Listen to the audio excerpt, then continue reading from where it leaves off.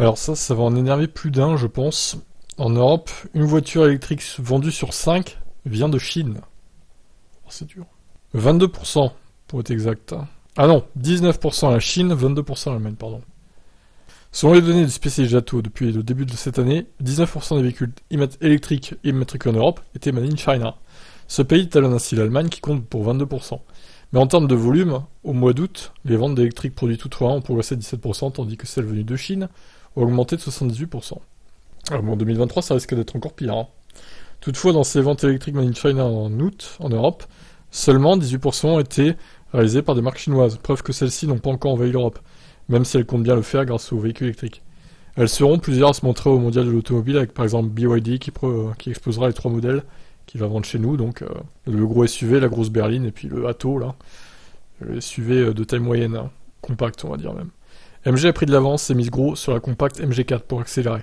Pour l'instant, la Made in China est surtout portée par d'autres constructeurs, à commencer par Tesla, selon Jato, l'américain compte pour près de la moitié des importations chinoises.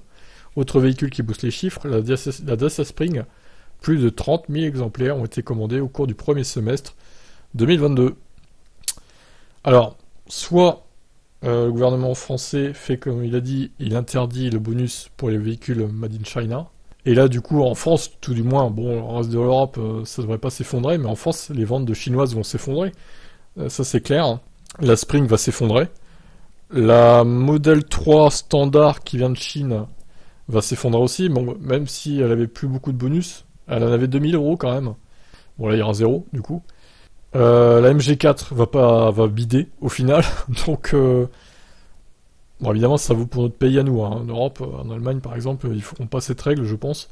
À moins que, à voir. Par contre, si effectivement rien ne change et que les Chinoises ont tout de même le bonus de 6000 €, enfin 5000 du coup en 2023, elles vont cartonner en France. Clairement, elles vont cartonner.